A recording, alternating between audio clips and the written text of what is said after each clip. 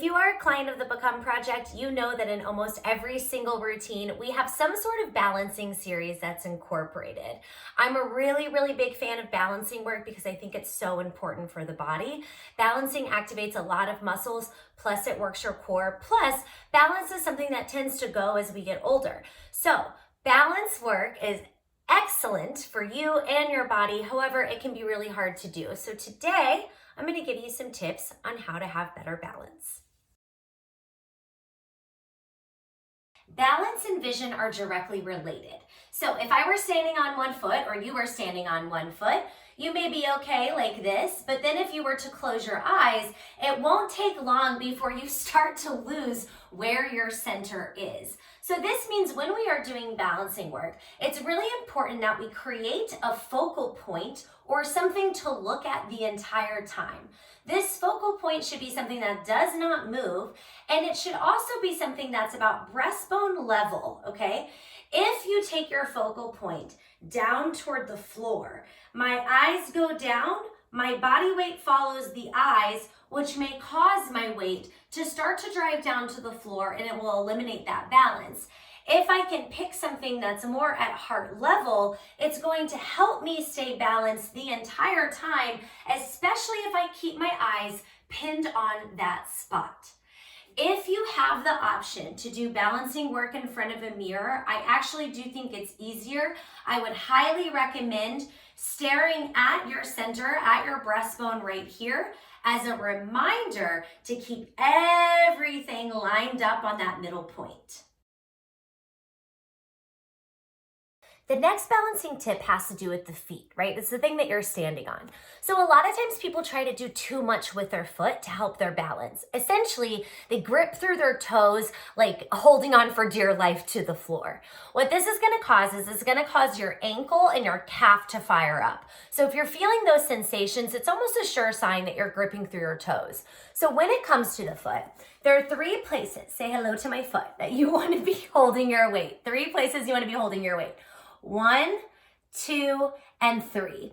These spots make a triangle on the foot, and you want to think about evenly dispersing the weight through those 3 points without curling your toes around the floor. So a foot that's gripping would look a little something like this. You can see here that my toes are curled down, they're gripping into the floor. And when I try to hold like this, it causes my entire ankle to fire up, and it's actually causing me to wobble a little bit more.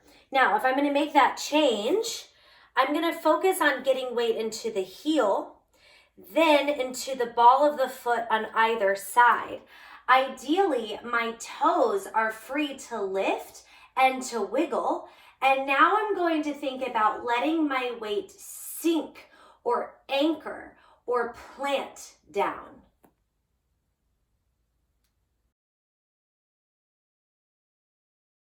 The next balancing tip I'm going to give you, I think, is the best one that you can possibly do. So when I see clients, they're lifting up and they start to lose their balance.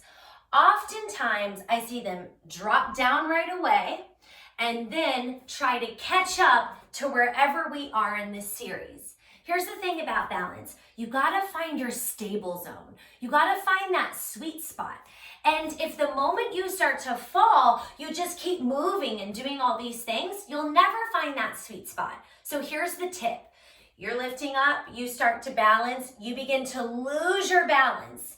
Instead of trying to continue with the series, freeze. Find your center. Return. Hold it. Wait until you feel stable and you feel ready. Doesn't matter how long that is. And then once you have refound that center, join us again. When I started really working on balance, and I think I have pretty good balance, this was the #1 thing that I did. Anytime I started to lose the balance, I would wait, center, save it, then continue on with the exercise. We should also make a note There's no problem with having something beside you to help support that balance. Specifically, if you have any type of chronic illness, you're recovering from injury, the body, maybe the joints are a little bit more sensitive, this can be a really great option just to help you reconnect with that center. Nothing wrong with touching a hand or even touching a toe. So a lot of balancing is the thought process. And I think oftentimes people try too hard. You're trying to balance, it's like, oh, I can't stick it. And really you will have your best balance when you try to calm yourself down and think about the words, just stand. This is the center line of your body. That's where everything has to be lined up on. So right now I'm starting to fall to the side. I'm gonna pull that back in. Find center, just stand. Grip through your butt, pull your belly in, relax the feet, and just stand. Moving on to a couple of routine-specific questions. Number 1, how to avoid cramping in the outer thigh. Super common question because you know what? We are all really tight right here. So you have to make sure that you work that muscle in the right way. Now, I talk about this really heavily in the videos, specifically on the second side. So be sure to listen for the cues.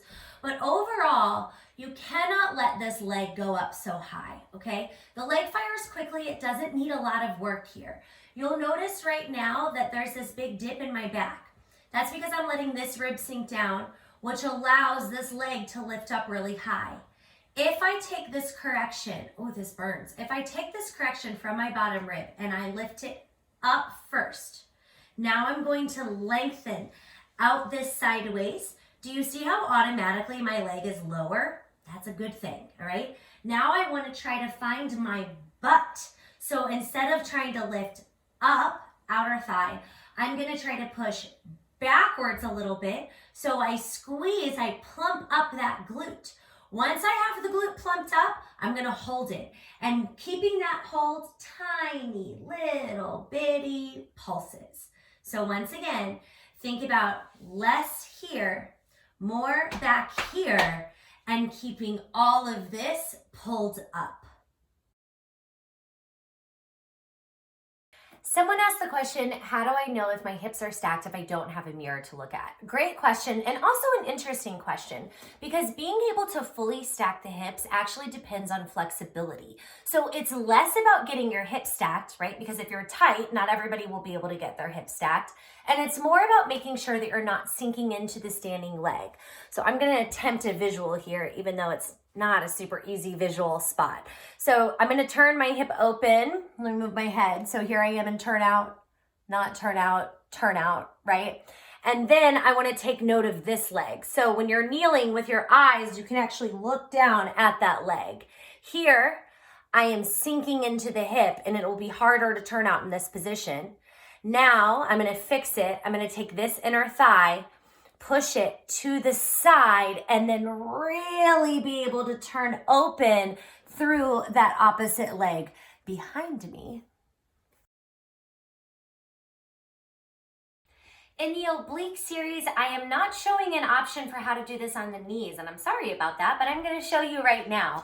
So you can easily do an alternative for this. So when you come down to the floor, just place your knee down. It should be a little facing side. Place your other knee down. You have the option to stay here and hold, or you can go ahead and turn open. Hand goes back down, and then you would step the feet in as so. So one more time, hands go down to the floor, tapping one knee down, bringing the other knee down. I'm now in a kneeling twisted plank. Option to open or not, then come back up to the top.